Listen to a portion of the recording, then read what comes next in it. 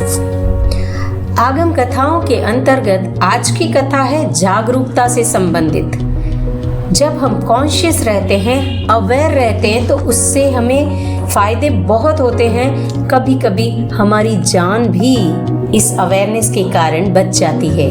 और इसी संबंध में आज की कथा है अगरदत्त की कथा। अगरदत्त एक रथिक का पुत्र था। बाल्यकाल में ही उसके पिता का देहांत हो गया। वह बड़ा होकर कौशाम्बी नगरी में शस्त्र विद्या सीखने गया।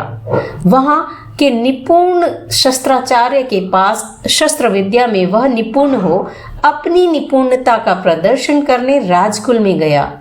राजा और सभासद सभी उसकी दक्षता पर मुग्ध होकर उसे नगर रक्षा का भार सौंप देते हैं। सारा जनपद एक चोर की हरकतों से संतृष्ट हो रहा था। राजा ने नगर रक्षक अगरदत्त को चोर पकड़ लाने का काम सौंपा। वह राजकुल से चोर को पकड़ने निकला। एक उद्यान में एक सघन वृक्ष के नीचे विश्राम करने बैठा और उपाय की चिंता करने लगा। इतने में ही एक परिव्राजक उसी वृक्ष की छांव में आकर बैठा। अगरदत्त को उस व्यक्ति में चोर होने का संदेह हुआ। परिव्राजक और अगरदत्त दोनों परस्पर बातचीत करने लगे। अगरदत्त बोला, भगवान, मैं अत्यंत दरिद्र हूँ, खाने पीने के लिए भी कुछ नहीं है।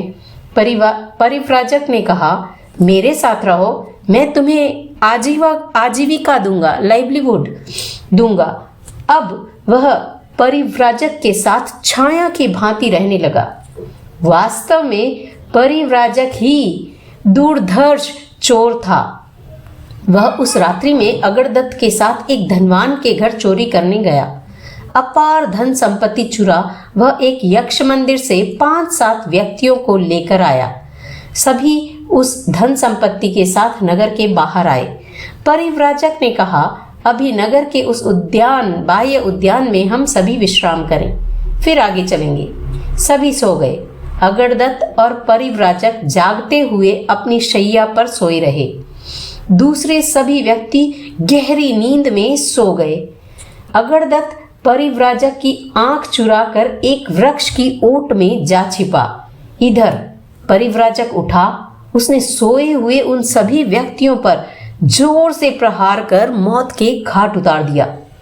अगरदत्त को बिछौने पर न देखकर खोज में निकला।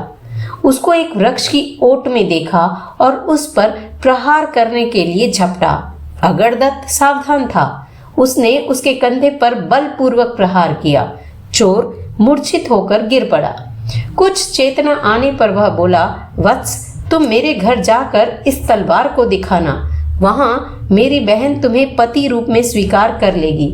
इतना कह उसके प्राण उड़ गए, पखारू उड़ गए, यानी वह मर गया। अब अगरदत्त उसके घर गया। तलवार को देखते ही बहन समझ गई कि यह मेरे भाई का हत्यारा है। उसने बदला लेने उसे मारने का उपाय किया, पर अगरदत्त सावधान था। उसने उसकी चाल सफल नहीं होने दी। वह उसे लेकर राजघर में गया। राजा ने अगरदत्त को बहुत सारा इनाम और सम्मान दिया। इस तरह जागरूक रहने के कारण अगरदत्त की एक बार नहीं, 2 बार प्राणों की सुरक्षा हुई।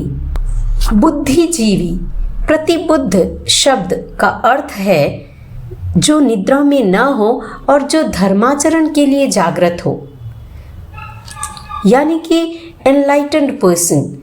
प्रतिबोध का अर्थ है जागरण, यानी कि अवेयरनेस, कॉन्शियसनेस। निद्रा का अभाव और धर्माचरण और सत्य के प्रति जागरूकता।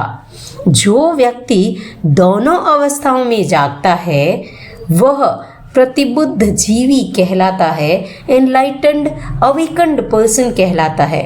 वह पूरा जीवन जागरण का जीवन जीता है। 10वें कालिक सूत्र में प्रतिबुद्ध जीवी की परिभाषा उपलब्ध है। पहला, जो मन, वचन और काया की दुष्प्रवृत्ति पर नियंत्रण रखने में सक्षम होता है।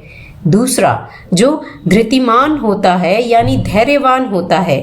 तीसरा, जो संयमी और जितेंद्रिय होता है, यानी डिसिप्लिन्ड लाइफ जीता है। उत्तराध्ययन की चूनी के अनुसार प्रतिबुद्ध जीवी वह है जो कषायों और इंद्रियों पर विजय प्राप्त कर लेता है।